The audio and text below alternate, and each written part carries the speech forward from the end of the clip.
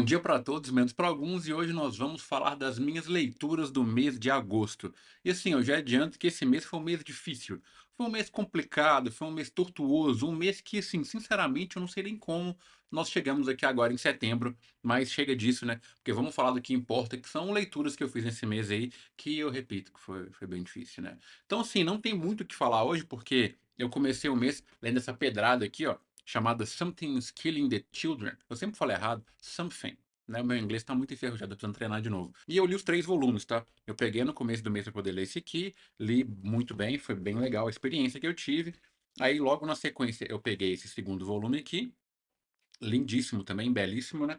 E depois eu finalizei com o terceiro volume aqui, que também não deixa nada a desejar no que tange a beleza. A história também é extraordinária, e eu vou deixar aqui no link fixado o vídeo que eu fiz no início do mês passado, falando da minha experiência de leitura com Something's Killing the Children, porque foi uma HQ que eu joguei pela capa, né, eu joguei pela beleza, e foi muito divertida a experiência que eu tive, porque foi uma das HQs mais legais que eu vi. Ela é divertida, ela é densa, ela não reinventa a roda, mas ela é bem competente. Falando um pouco da história aqui do enredo, eu não quero entrar em muita coisa, porque eu tenho um vídeo dedicado só para isso, mas nessa HQ aqui a gente vai acompanhar a vida de Erica Slaughter, né, que é essa garotinha aqui, que ela viu na infância dela umas pessoas serem assassinadas por monstros, né, e os adultos não conseguiriam ver esses monstros aí. Então ela acaba entrando no enfrentamento ali, e ela é recrutada por uma organização chamada Ordem de São Jorge, e acaba se tornando uma caçadora de monstros. E aí, nesses 3 volumes aqui, a gente vai ter o desenrolar da história da Erica Slaughter, ajudando outras crianças aí que foram atacadas por monstros também. Então aqui a gente vai ter um universo fantástico com organizações secretas, né, que querem ali manter a paz através de muita violência e mantendo o segredo da existência de monstros, e uma pessoa que é extremamente altruísta e está querendo aí mudar um pouco desses paradigmas aí relacionados à sua organização e ajudar o máximo de crianças possíveis, porque foi o que foi feito com ela quando ela era criança. Então, assim, é uma história muito boa, muito divertida, e eu não vejo a hora da Devir trazer para o Brasil as outras edições, as outras encadernadas aí, porque realmente vale muito a pena. Eu gostei muito, estou muito empolgado, e vou deixar aqui também o link na descrição. Se você quiser comprar, você apoia esse canal aqui, né? Porque cai um trocadinho para mim se você usar o link que está aqui.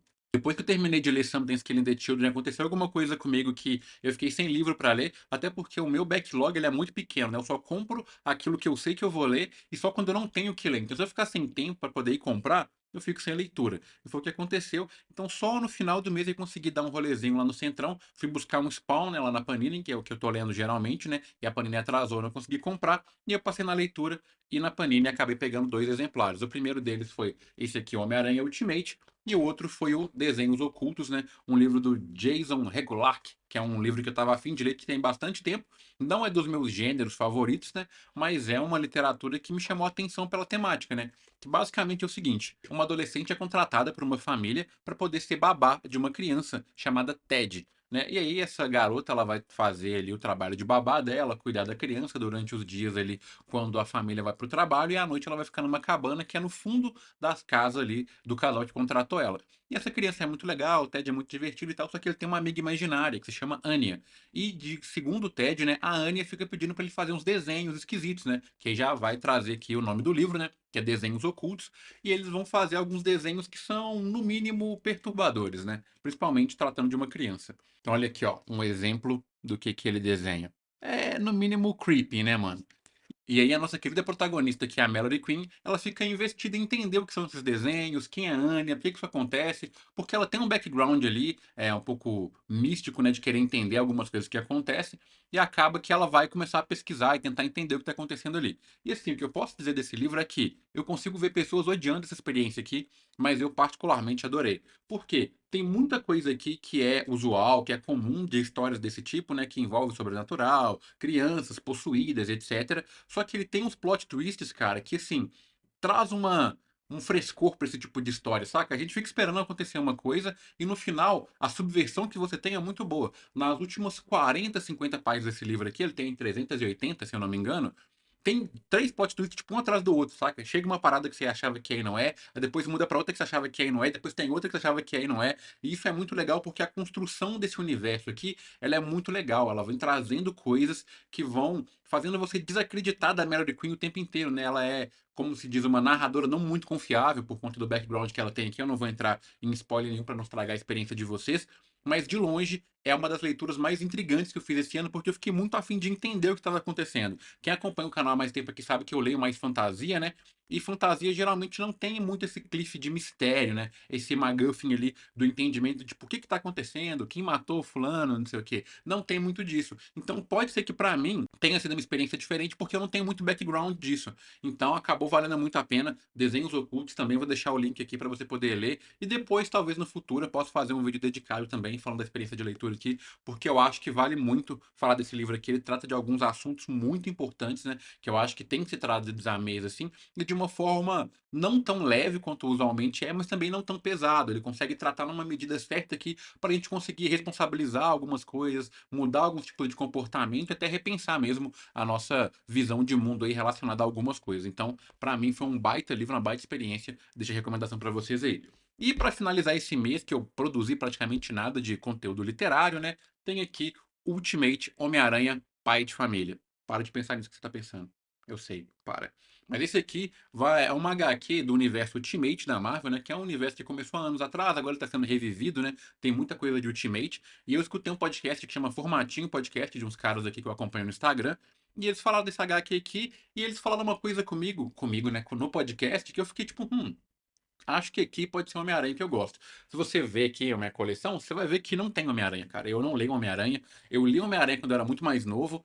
E eu não achava o Homem-Aranha interessante por uma questão de adolescente mesmo, sabe? Tipo, ele é muito adolescente pra mim, fica aquelas piadinhas dele, aquelas coisinhas lá. Eu acho ele muito chatinho, sempre achei ele muito chatinho. Eu reconheço a grandeza do personagem, tem histórias magníficas, eu sei, mas pra ler regularmente, igual eu leio o Demolidor, a Capitão América, por exemplo, não é algo que me agrada tanto. Então eu deixei pra lá e acabou que eu não li mais Homem-Aranha. E esse Homem-Aranha aqui, né, o Homem-Aranha Ultimate, ele é um Homem-Aranha mais velho, é um Homem-Aranha com responsabilidade já, é um Homem-Aranha que tem filhos, você tá casado com a Mary Jane, então conversa mais com a minha realidade hoje de uma pessoa adulta, né? Que não tem aquelas coisinhas de escola, de paixonite, tá ligado? Essas coisinhas que, assim, eu sei que tem gente que gosta e tal, eu não tô falando que é ruim, eu tô falando que não é pra mim, não é o tipo de literatura que o Lucas gosta, nem ainda mais em quadrinhos. E aqui é uma abordagem um pouco diferente, né? De um Peter Parker mais maduro, pelo menos é uma promessa de um Peter Parker mais maduro, né?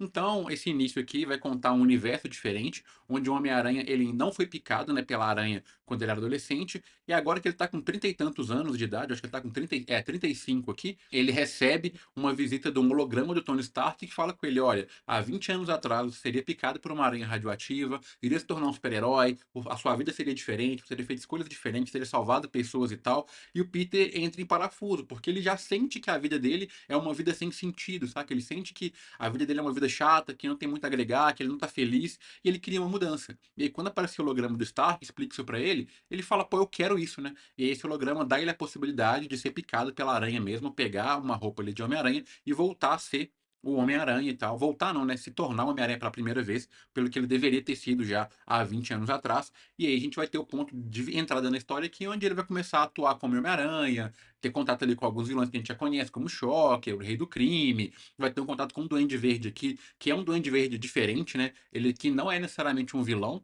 mas eu não sei ainda se ele é um herói, né? Eu li só o primeiro volume, então a gente tem que ver. Mas é um universo bem diferente do que a gente está acostumado de ver já com o Peter Parker ali do 616, né? Que é o Peter Parker padrão e por aí vai.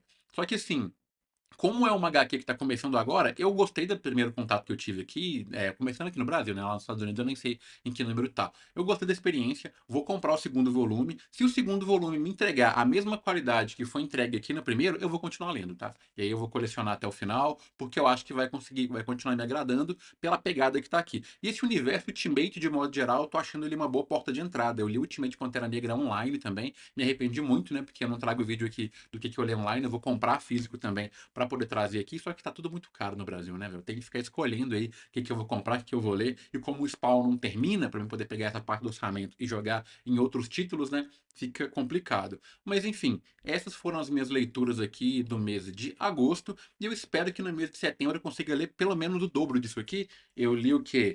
4 HQs e um livro, né? Fica pouco, assim, para os meus padrões, né? Para os meus parâmetros de leitura, isso aqui é muito pouco. É uma leitura que eu faria, sei lá, em uma semana e meia, isso tudo aqui, porque esse livro ele gasta um pouco mais de tempo, né, para poder ler, mas é uma leitura de uma semana minha, se eu tiver condição de comprar esse tanto de HQ e livro, né? Seria uma leitura de uma semana que eu faria.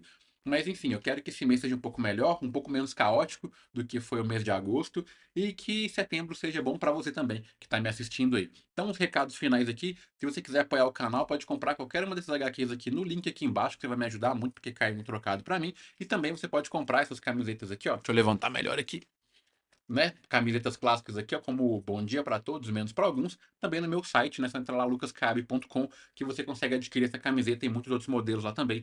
E você também ajuda o canal. Se não deixou like, deixa um like aí, inscreve no canal, aquilo tudo que você já sabe, todos os youtubers, né, que você acompanha aí. E é isso. Muito obrigado, bom setembro pra você e é nóis. Falou.